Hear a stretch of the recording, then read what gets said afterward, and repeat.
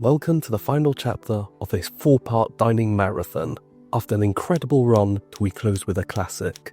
But first, a quiet moment to savour a pre-dinner drink. Tonight, we're at what many consider to be the crown jewel of New York's fine dining, perched. When Keller opened this place in 2004, as the East Coast counterpart to the French Laundry, he didn't just bring his recipes, he brought an entire philosophy that redefined American fine dining.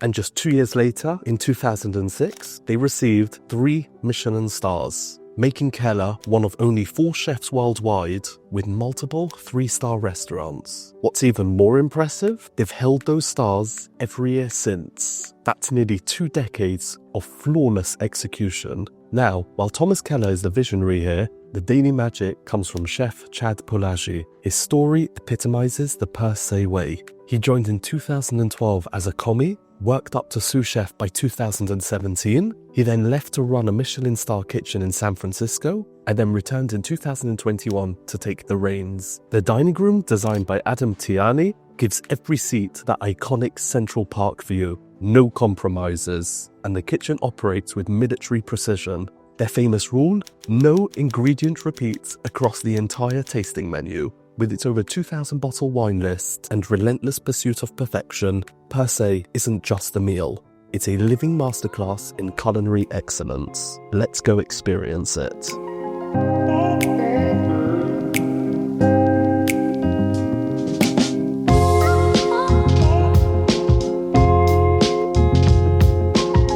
The lighting in it is incredible. I mean, look at this lighting coming through.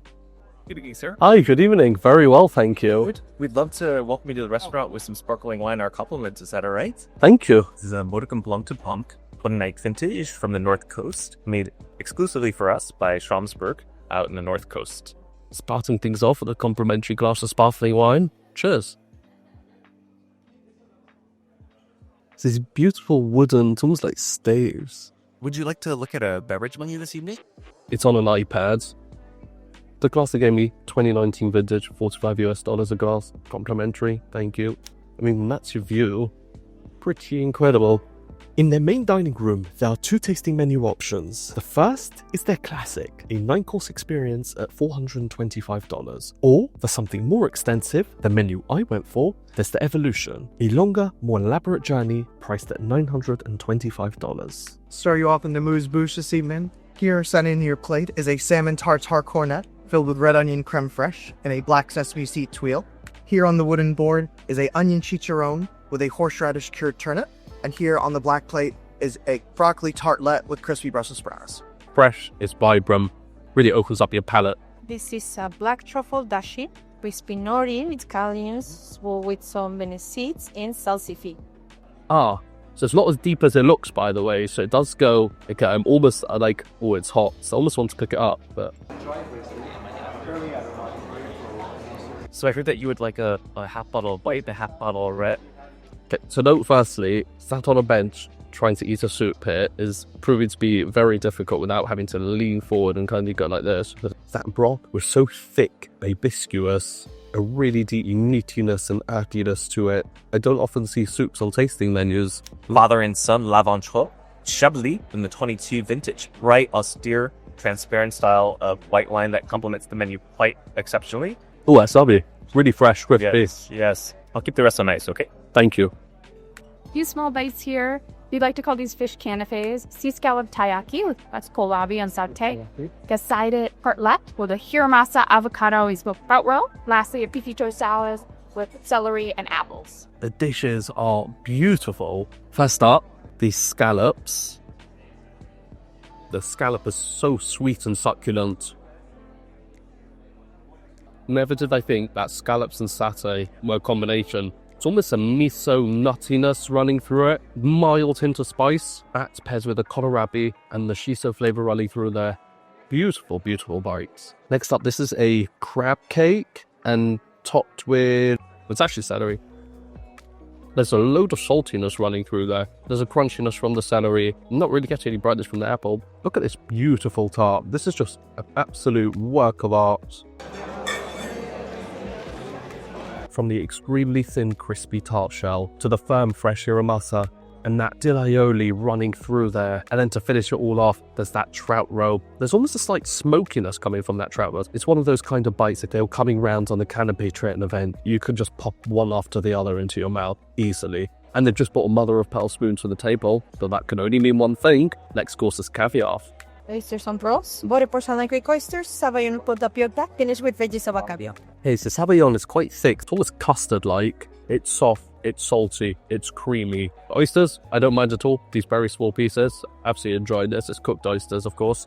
And then there's this burst of salinity, brininess, and more saltiness every time one of those caviar pop in your mouth. So normally I go with either wine pairings or go by the glass. Today I was suggested perhaps to go for a couple of half bottles. And the white so far I provided, this Chablis, is so beautiful. The crispiness, the freshness, the minerality pairs so amazingly with all the seafood dishes. This dining room is easily one of my favourites that I have been in.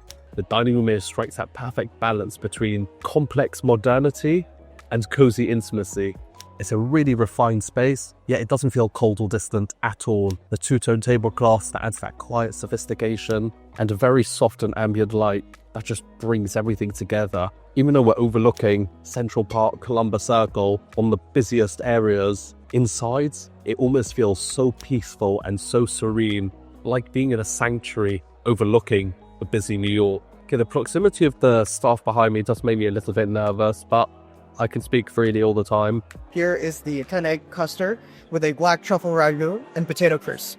So if you love it, it's got like a thick custard. So it's got this cracker inside. God, this is going to be so risky to not get it in there, but look at this. The actual custard itself on its own, thick, it's creamy, it's elegant, it's quite light, almost buttery-like. Then that truffle ragu running on top was wonderful. I'm binding so far from the menu that we had. Officially, we're still on the canapé / amuse-bouche. The theme's always been, there's been a very light, delicate element to the course, and then there's been a complete opposite, an intense, deep, rich, heavy. Well, except for the soup. The soup, everything was just complete intensity. Of course, this is sort of a palate cleanser inspired by the Negroni. Grapefruit sorbet, Campari granite, and There's this interesting theme with just loads of plates. I don't know what it is, just interesting. Yeah, but it kind of gives it some height. Also, interesting to note, they're being served me a single piece of cutlery. I'm left-handed. They've constantly put it on the right side. When a single cutlery, come on, they should notice. Look at it as well, it's so intricate and beautiful. Those cubes of Buddha hand are fantastic. I don't think I've ever had the fruit of the Buddha hand before. Generally, they only use the zest of it. A Buddha's hand pretty much looks like Cthulhu from Pirates of the Caribbean. So it's a citrus fruit with loads of tentacles coming off it. There's not much meat inside at all. Primarily, it's used for the zest. But otherwise, I'm not necessarily a fan of Negronis. I'm a fan of that. There's a wonderful balance of bitterness, sweetness, citrus, acidity. It's a salad of green and white asparagus. There's a hen egg mousse as well as brioche croutons. Never did I think I'd be so amazed by a salad. Those asparagus were beautiful and fresh. Those croutons are quite possibly the butteriest croutons I have ever had. That egg puree. It was like dressing the vegetables in a concentrated, creamy, deep, rich egg yolk. And there was a slight zestiness, citrus running through that as well. Can we also appreciate this cutlery that I've been given for the next course? Beautifully intricate. Knife also, same. For this next course here is Pizza Valley Muller duck foie gras, wrapped in pastrami, spices, beets, and very strawberry. Right up here is a lemonade, brioche bread, and animal farm butter to share. It's warm, it's flaky, incredible. I mean, look at that. The texture was almost like biting into a cube of butter. I'm not sure why I would know what it's like to bite into a cube of butter. And soft, it's creamy, decadent. The beetroot brought the sweetness, the strawberries, slight acidity. Altogether, that worked so harmoniously. And also the plating and cutlery, absolutely gorgeous. It almost had an oriental style look to it. This is your main sea lobster Wellington. You want to find some spinach for inside, covered with some brioche. Find also some potato puree, and this finish with some spinach. There's a lot going on this plate. Look at the creaminess of this pomme puree. That pomme puree is immaculate. And you add that with a bit of the sauce American. Oh, that sauce brings the entire dish together. It's so deep and flavorful. Noir from Volnay, and this is one of the great living producers, and that's Angevy. Sweetbreads, turnips, lettuce, and mustard. I have a serious complaint about this course. You cannot make something this good and give so little of it. The crunchy texture on the outside of the sweetbread, and then that runs straight through into the beautiful soft texture. I absolutely love that. I wish there was a whole bowl of it. The aroma coming off that, it's beautiful. Oh, Ricotta-enriched gnocchi, with a little Parmesan mousseline underneath, and a Parmesan crumble on top. let it rain truffle. I mean, look at the amount of truffle on there. There's just truffle all over the table. I love this. So we've got Parmigiano Reggiano and black truffle. Cool. Let's strip this down a little bit. The chewiness and the texture from that gnocchi is sublime. The Parmigiano Reggiano is in a cheese sauce, and there's the crispy texture, such an intense cheesiness. And then, of course, the nuttiness and earthiness from that truffle. And they have not skimped on the truffle. They were shaving that on there. The gnocchi in itself is incredible, but for me, it's really there's the delivery system for the cheese and the truffle. Such a comforting dish. Stray pieces of truffle. And then you finished eating, just look over beyond at the beautiful skyline as the sun sets over Central Park. Definitely a perfect last stop here in New York. Toast as well, these light fixtures of it, they're floating. They're being suspended from the ceiling if lights were turned into bouquets of flowers. In the flower arrangement on the far side of the wall is spectacular. This is the supreme of Wolf Ranch quail with blue Korea grits and preserved habanero. This quail must be super soft because they've given me a standard knife. The meaty texture, it's cooked to perfection. The quail was intensely savoury with a perfect crispy skin. Those grits as well, it has a buttery, smooth texture to it. It's almost like a puree. And the crunchiness of those pieces of pepper coming through. The star of that dish for me was that whiskey reduction. It was sticky, it was sweet, it was caramel-like. It binds everything together. So delightful. Inside beef is at the Wagyu, stuffed various crispy bone marrow and sausage. This piece of beef they've just brought to the table, it looks like a slab of fat. Wow, the plateware as well. Almost going back to that oriental style. Firstly, just a piece of that beef. I barely need to chew that. It was practically melting on my tongue, coating my mouth with this intense, beefy fattiness. I can still feel that lingering, almost a slight smokiness there as well. You do not need teeth to chew through this. Such a creamy mouthfeel to that as well. Marble to perfection, dissolving effortlessly on the tongue. That shallot marmalade brings the sweetness, the acidity, and really helps to balance out that overly fattiness of the Wagyu. I love the fattiness, but it's just you cannot eat a lot of it. And that crispy piece of bone marrow, how to describe it? A deep-fried corn of beefy goodness. The irony of them giving a sharp knife at this course. Absolutely not needed. Someone with no teeth could have eaten that dish. My only thing is, I wish there would be some bread to mop up the sauce. Outside of that little brioche bun that we had with the duck foie gras dish, there's been no bread service at all. I don't need in terms of I can still hungry, but sometimes it's just nice to be able to savour and enjoy and mop up every last bit of that sauce. Okay, I'm borderline getting full. I know we're up to pre-desserts next. I've just noticed they've got a beautiful fireplace going. Cheese, hazelnut, truffle, dandelions.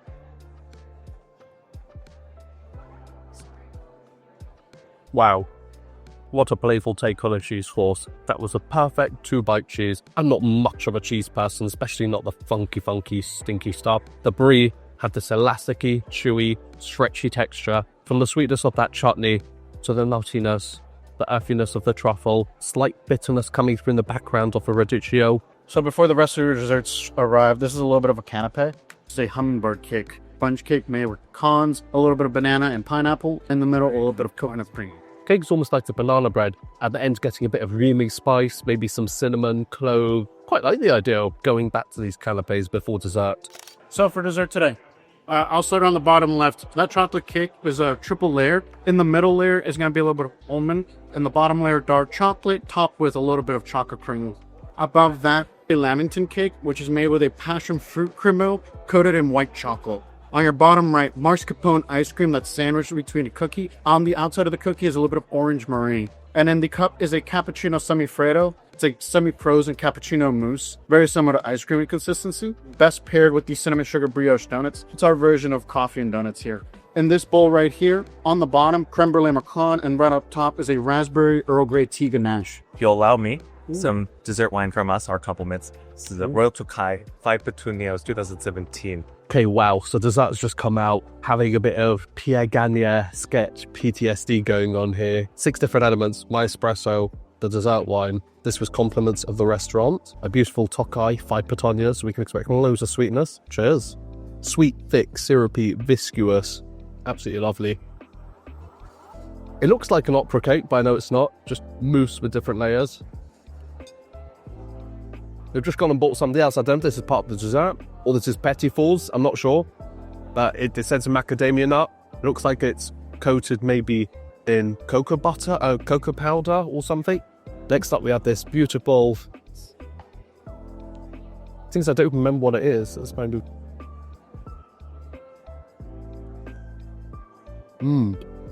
That biscuit, British people will get that. It's those tea-style biscuits with the raisins running through it. And because when they're being baked, the raisins get super chewy. 2 similar kind of biscuits, sandwiched with some ice cream in the middle, and a beautiful sherry caramel. Next up, we have this Lemington, I think they called it. Like a fluffy coconut passion fruit white chocolate. An amazing combination. Dunk this into here. The donut is so light, crispy. Few more things here for you tonight as well. Oh, wow. Those are chocolates, and every single one of them, it's also made in a house as well. They've just come over, I'm guessing the petit fours, which was these chocolates. I mean, I was greedy. I could have asked for all of them, but look at that. I mean, they look beautiful. There's no way I'm eating all of them. Anyway, they brought over my coffee, so I want to enjoy that as well. It's coffee time. Definitely the most interesting espresso mug I've ever used. So it almost has this illusion of being a shorter glass, but then you pick it up and boom. Still got so much more to get through here. It's so crazy. So far, the cappuccino mousse and the donut, by far my favorite. That cappuccino mousse, it's light, and that continues over onto the brioche donut. Light, fluffy, warm. Even the sugar on the outside, it doesn't feel like your regular granulated sugar. It's a super fine. It's not icing sugar. It is granulated. It has a slight crunch to it, but it's so fine. It's not at all gritty. Now onto this, which was, I have no idea what this is, but we'll figure out. Looks like some kind of macaron. Ooh. The chocolate on top tasted. There's a raspberry flavor, and underneath there was this macaron, kind of like you'd have on a sticky toffee apple, a hard caramelized sugar shell on top of it. I didn't mind it. It was not my favorite. Macadamia nut dusted in chocolate.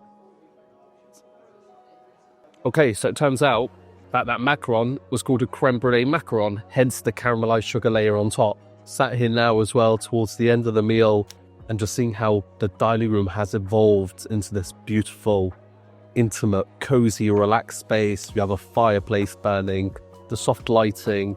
Right, now onto the... Okay, I'm done with these desserts. Right, that cake was meh. Onto the chocolates now. I do not remember which one's which. Still got a lot of wine there. Paid $300 a bottle on drinking this. This red, by the way, developing so nicely. I think this is the yuzu and coconut. Just yuzu. Not sure what that one was. I think this one was raspberry. Oh, that was kind of like a peanut butter. They're so beautiful and intricate. No idea what that one was. Super chewy. And here we are. The final bite of today's meal here at Perched is this beautiful cookies and cream inlaid with golds. Absolutely beautiful work of art. And what an incredible evening, and what a way to end off this 4-day fine dining marathon. We've had 27 different plates of food today. I cannot read this. I can't actually read what it says on this, by the way. I mean, is it me, or is that difficult to read? Wow, services included. It's the first time in America I've seen something like that being said. In total, the final bill for tonight came to just over $1,400, including tax, drinks, and service. Need a food coma, kind of relax. Yeah. Oh, help me. I just came by to give you a kitchen tour. Oh, thank you. You're ready.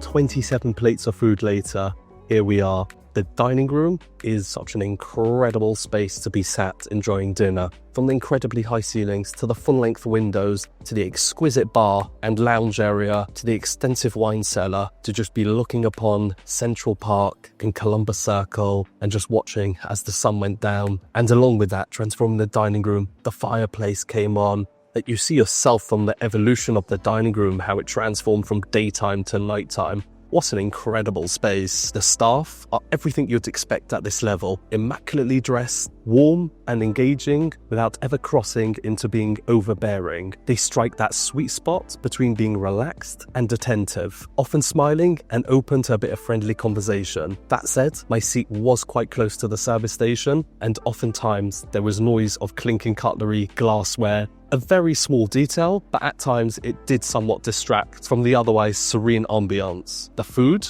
Wow, what can I say? Course after course after course of culinary mastery and excellence. Chef Keller is a visionary, and I love the structure of the menu. I did go for the most extensive menu, but it was worth it. Every single bite was sublime. There was not a single course that I did not enjoy. The combination of the textures, the flavors, and the ingredients. The standouts for me? Well, the list is long, so out of 27 plates, the scallops with the satay, that was a combination I never knew I needed. There was the hiramasa tartare, the sweetbreads, and of course, the wagyu beef. And a special mention goes to the duck foie gras. I appreciate the complimentary welcome sparkling wine and the glass of dessert wine that they gave midway. They weren't happy that the staff weren't happy that I was filming them, as I normally do. Nobody had said anything to me. As I was coming back from the bathroom, the maitre d' pulled me aside and just said, "Oh, hey, please don't film any of the staff." And I'm okay with that. You've got to communicate that. You can't expect me to walk into the restaurant and know things like that. And as a lovely goodbye, they gave me, I don't remember what said this is, but it looks maybe a bar of fudge along with some cookies. The real highlights, I mean, being the glutton I am, I ate so many of them during dinner time. Would you look at that? A full box of their bonbons, which I will probably be enjoying on my flight. And that wraps up an incredible 4 days of diving. From unforgettable flavors to exceptional service, each brought something truly special. I'm now on the flight home, still indulging in a few sweet treats from Perched,